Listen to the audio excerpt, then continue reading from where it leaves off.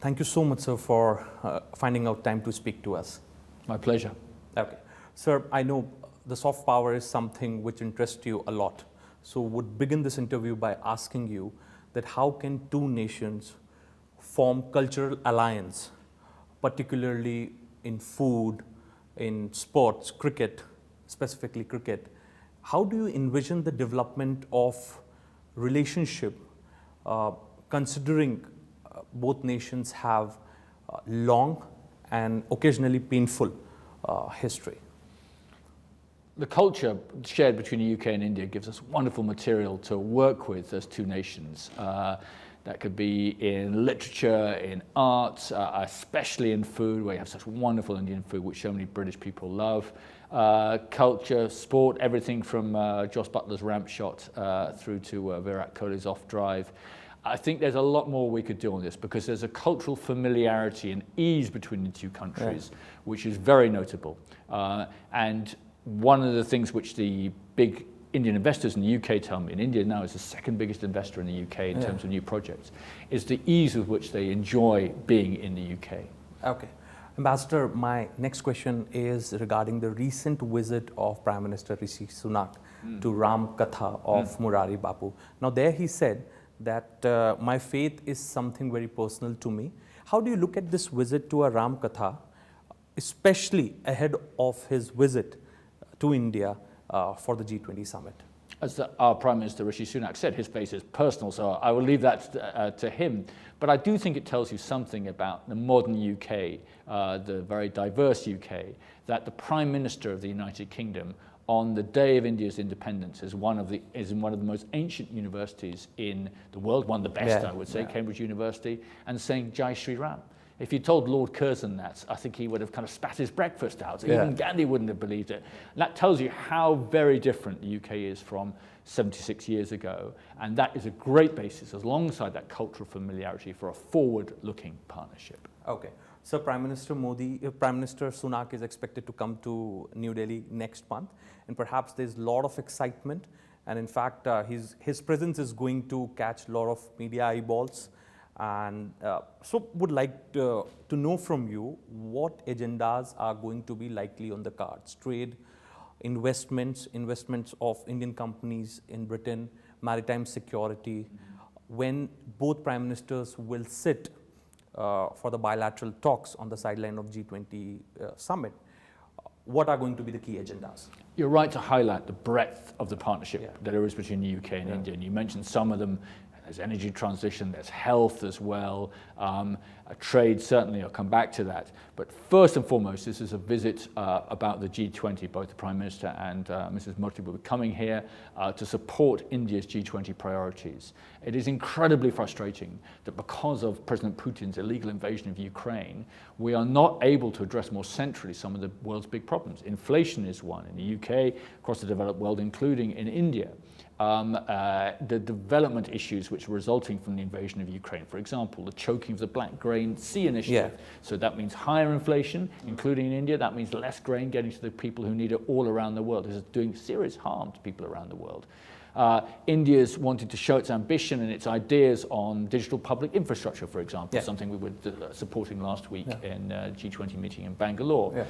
India's ambition on health, India's ambition on energy transition. These are all things which the UK very much supports. So first of all, the Prime Minister will be doing that. I'm sure he'll have a bilateral meeting with Prime Minister. High Commissioner, can you give me a date or perhaps a month when both countries can sign on the trade agreement? Right, so the free trade agreement is probably the sort of biggest thing we're working on together right now.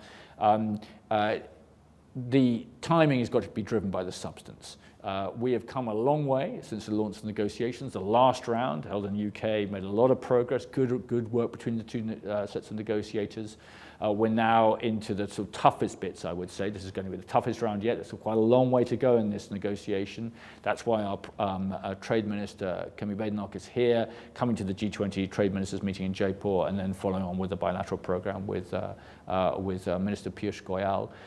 So we've come a long way. We've got a long way past the base camp. We got up to the sort of second stage, but now we've got to do a sharp, steep, tough ascent, and that's what we're into now. Okay. His Excellency, in the month of April, Prime Minister Modi and Prime Minister Sunak spoke on phone, and perhaps Prime Minister Modi highlighted the issue of Vijay Mallya and Nirav Modi, the fugitives of India, India's most wanted. Each time around, whenever India raises this issue, there is a position which has been taken by your government, and perhaps most of the time the ball is in the judiciary's court. This is what we get to hear from the senior officials in the UK government. This time around, again, there's a possibility both leaders are going to sit for the bilats. Yeah.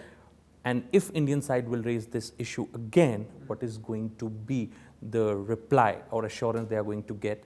And perhaps is it going to be the same, or is there any development that the British guys are going to inform Indian guys about? Sure. So I completely understand the frustration from the Indian side, but this is a matter for the courts. We have an independent judiciary. These issues are now absolutely sitting in the courts. There is nothing more that the British government can do. We've ordered the extradition of both those individuals already, but there are legal processes which we have to go through.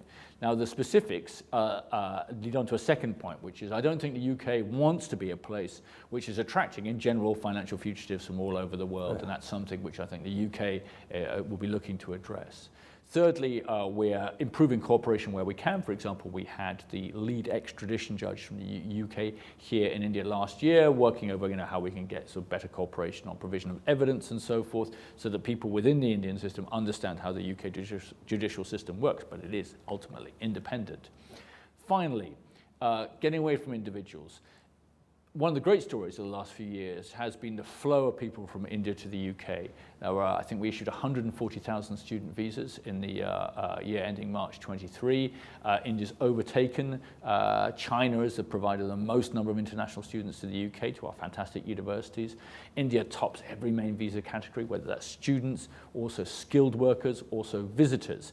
So actually it's very striking that flow of people, and of course the UK, I think both countries benefit enormously from that. Within that, with the good come occasionally problems, and we're actually tightening our cooperation on things like people who enter the United Kingdom illegally. So all of that cooperation is growing a lot. If we look at the overall picture, it's actually a very positive one in terms of flow of people between the two countries. Okay. High Commissioner, the relationship between the two countries, the cooperation has taken a hit because of this entire Khalistani movement which is going on, in UK. And perhaps India has flagged it off many times. This time around, UK has come up with the proposal pledging £95,000 to fight against these extremist groups. Do you have, or perhaps your government has some sort of a roadmap, and maybe in future if India pursues extradition of some of the active member of these groups, is the government of UK going to cooperate with the government of India? Can we have some sort of a roadmap, or has there been any roadmap shared with the government of India that how actions are going to be taken, action is going to be taken by the law enforcement agencies back in England against these groups in case they again damage Indian Foreign Office or religious places in UK? Sure. This is a serious issue. Our security minister was here, I think, only 2 weeks ago. He saw Foreign Minister Jaishankar, he saw National Security Advisor Doval, and he made the point which I will make now, which is this is not an India problem, this is a UK problem involving UK citizens that we need to address. It is of course an India problem as well, but it's on us to address it, as we should any form of extremism in the United Kingdom. That's why we put more money into understanding better the issue. We take action already. We take action in different ways. We are already, there was an arrest at the time of the demonstration in March. There was actually an arrest the other day in the UK on India's Independence Day. In the meantime, we have closed down TV stations, which are not really TV stations. We have closed down charities, which are not really charities. There are different forms of ways in which you can address this issue of extremism, as we would, and we have to look at extremism of any sort in the UK as something which we need to address. And I think we are increasing our cooperation between the UK and India because this is not something we can just leave idle, and that was one thing which the security minister was very clear on when he was here.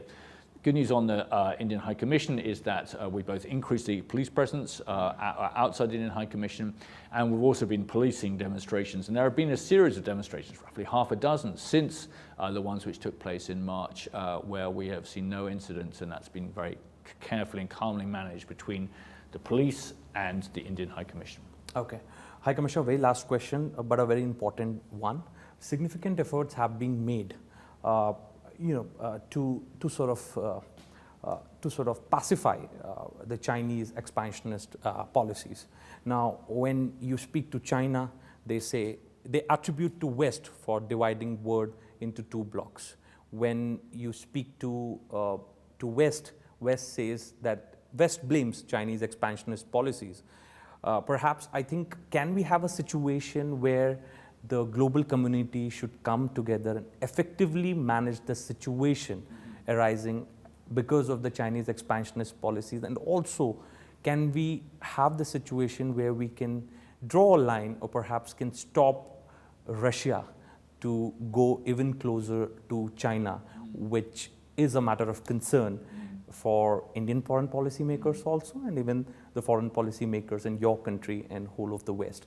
Because if these two countries come together, that is perhaps the apprehension, then that could be a really difficult situation for the whole world. How do you like to react to this? Where do you see this threat? And do you see that if China and Russia comes together, it's going to be a major, major problem for the whole world?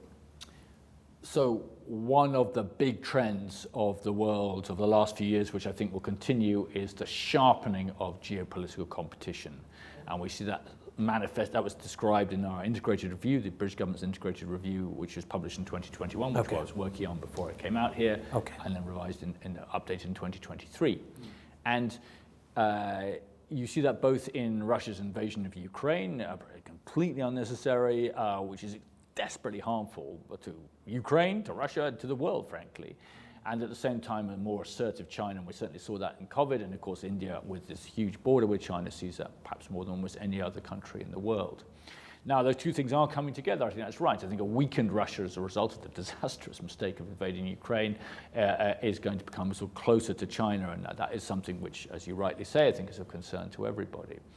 The UK, the way we look at China is we increase our protections. Number one, our Foreign Secretary set this out recently in a speech. We increase our protections as we need to. I think sometimes in the past we've been naive about some Chinese investment, for example, some Chinese interest in the excellent British universities. Secondly, we work much closer with our friends. If the Ukraine war teaches you anything, is that you need friends. And so joining more closely together, India and the UK, and we've talked about the FTA, we could talk about health, we could talk about energy transition, lots of ways in which we need to cooperate closer together. And then thirdly, you have the protection, you have the friends, and then you need to engage with China directly. India does that, the UK does that, we do need to do so with our eyes open, but it's a necessary part of diplomacy. But one thing I'm sure about, number one, India is going to be one of the defining countries of the rest of my life in the world. And secondly, the UK-India partnership is no longer a nice thing to have, it's a necessary thing to have because of the world we're in. We're the 5th and 6th biggest economies in the world. India will get to be 3rd pretty soon, and that's a fantastic thing. But we need to be much closer together, not least because of the geopolitical competition which both of our countries are having to deal with. Thanks so much. My pleasure. Thank you. Thank you.